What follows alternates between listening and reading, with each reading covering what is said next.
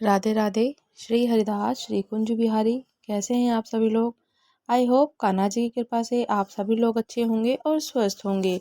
कार्तिक मास महत्यम कथा अध्याय 24।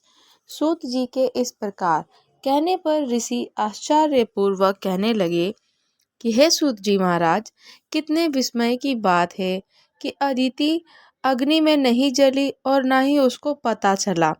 तब सूत जी बोले कि हे ऋषियों, इसमें आश्चर्य की क्या बात है। जिन भक्तों को या जिन व्यक्तियों को भगवान के स्मरण मात्र से समस्त संकट दूर हो जाते हैं, उनका ध्यान करने वाले भक्त को भला कौन कष्ट दे सकता है। जब अग्नि शांत हुई तब भगवान विष्णु स्वयं अदिति के सामने प्रकट हुए और बोले कि हे देव माता, तुम्हारे इस कठिन तप से हम अति प्रसन्न हैं। आप इच्छा के अनुसार वरदान मांगिए। भगवान विष्णु जी को अपने सुखमय साक्षात उपस्थित देखकर अदिति ने विनम्र भाव से भगवान की स्तुति करते हुए कहा कि हे भगवान, आपके स्मरण मात्र से समस्त क्लेश दूर हो जाते हैं और आपके चरण कमलों की सेवा करके भक्तजन परम पद और परम सिद्धि को प्राप्त होते हैं। ऐसे भगवान को नमस्कार है। देवता, नदी, समुद्र आदि सब कुछ आप ही तो हैं। अतएव आप मेरे पुत्रों की रक्षा कीजिए और निष्कष्ट राज्य दीजिए। अदिति के ये वचन सुनकर भगवान कहने लगे कि देव माता, अब मैं पुत्र रूप में तुम्हारे यहाँ जन्म लेकर असुरों का संहार करूंगा। इतना कहकर अपने कंठ की माला अदिति को देकर भगवान अंतर्ध्यान हो गए। इसके पश्चात देव माता अदिति अपने आश्रम में चली आई। यथा समय अदिति ने हजारों सूर्य के सामने तेजस्वी, कमल नयन, शंख, चक्र, गदा, पद्म, कमंडल तथा पीतांबरधारी मुनियों के द्वारा स्तुति किए जाने योग्य, भक्तों के प्रिय और दुष्टों के संहार करता वामन भगवान को पुत्र रूप में प्राप्त किया। वामन भगवान को अपने आश्रम में देखकर कश्यप आदि ऋषियों ने भगवान की स्तुति की। तब वामन भगवान कश्यप जी से बोले कि पिताश्री, हम प्रसन्न हैं, आपके समस्त मनोरथ पूर्ण हो। हमने अब तक 2 बार आपके घर में जन्म लिया और आगे भी जन्म लेंगे। उधर राजा बलि ने दैत्य गुरु श्री शुक्राचार्य जी से अध्यक्षता भी बढ़ा रखी थी और भारी यज्ञ किया तो उसका भी प्रभाव हुआ, जिसमें हवि ग्रहण करने के लिए उन्होंने लक्ष्मी जी के सहित विष्णु भगवान का आवाहन किया। उसी समय भगवान बटुक ब्रह्मचारी के रूप में वहां पर उपस्थित हुए। भगवान के बोने ब्रह्मचारी रूप में होते हुए ऋषि लोग ज्ञान दृष्टि से उनको पहचान गए। उन्होंने देखकर दानव गुरु शुक्राचार्य जी ने राजा बलि को सारी स्थिति से अवगत करा दिया। कार्तिक मास में पूजन और पाठ करने से अन्य पुण्य की फले और साथ ही साथ में दीपदान करना बहुत जरूरी है। इससे पुण्य फल की प्राप्ति होती है। तो राजा पृथ्वी बोलते हैं कि हे मुनि श्रेष्ठ, आपने तुलसी के इतिहास, व्रत, महात्म्य के विषय में कहा। अब आप कृपया करके मुझे बताइए कि कार्तिक मास में क्या और देवताओं को पूजन होता है, ये विस्तार में बताइए। नारद जी बोले, पूर्व काल की बात है। सहा पर्वत करवीर कर में धर्मदत्त नामक विख्यात कोई धर्मज्ञ ब्राह्मण रहते थे। एक दिन कार्तिक मास में भगवान विष्णु जी के समीप जागरण करने के लिए वो भगवान के मंदिर की ओर चले। उस समय एक पहर रात बाकी थी। भगवान के पूजन की सामग्री साथ लिए जाते हुए ब्राह्मण ने मार्ग में देखा कि एक भयंकर राक्षसी आ रही है।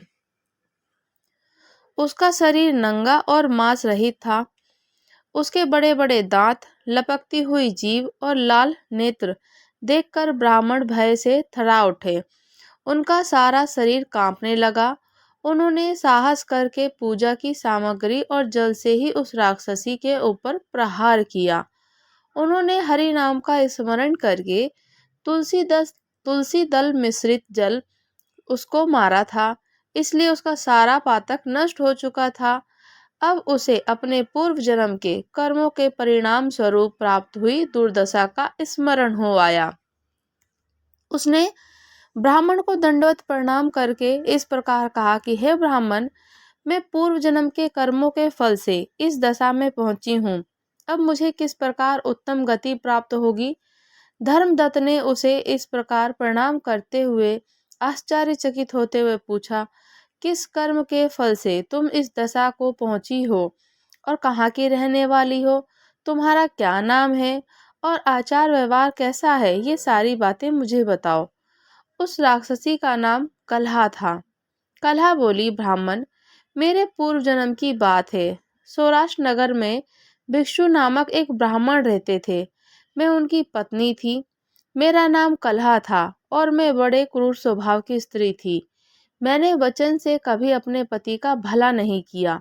उन्होंने कभी मीठा भोजन नहीं परोसा। मैंने सदा अपने स्वामी को धोखा ही देती रही। मुझे कलहा विशेष प्रिय था, इसलिए मेरे पति का मन मुझसे सदा उद्विग्न रहा करता था। अंततोगत्वा उन्होंने दूसरी स्त्री से विवाह करने का निश्चय कर लिया। तब मैंने विष खाकर अपने प्राण त्याग दिए। फिर यमराज के दूत आए, मुझे बांधकर पीटते हुए यमलोक में ले गए। वहां यमराज ने मुझे देखकर चित्रगुप्त से पूछा कि चित्रगुप्त, देखो तो सही इसने कैसा कर्म किया है। जैसा इसका कर्म होगा उसके अनुसार ये शुभ या अशुभ को प्राप्त होगी। चित्रगुप्त ने कहा, इसका क्या हुआ कोई भी शुभ कर्म नहीं है। ये स्वयं मिठाइयाँ उड़ाती थी, अपने स्वामी को उसमें से कुछ भी नहीं देती थी।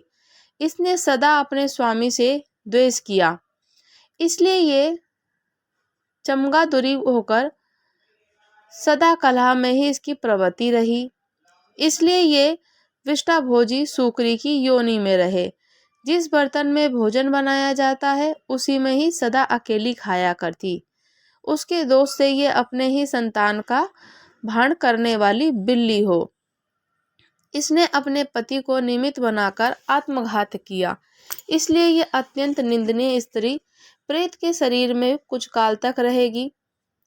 इसे यमदूतों के द्वारा निर्जल प्रदेश में भेज देना चाहिए। वहां दीर्घ काल तक ये प्रेत के शरीर में निवास करे। उसके बाद ये पापनी शेष 3 योनि को भी उपभोग करेगी। कलहा ने कहा, हे विप्रवर, मैं वही पापनी कलहा हूँ। इस प्रेत शरीर में आए हुए मुझे 500 वर्ष बीत चुके हैं।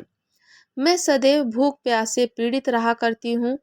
एक बनिए के शरीर में प्रवेश करके दक्षिण देश में कृष्ण और वेणी के संगम तक आई हूँ।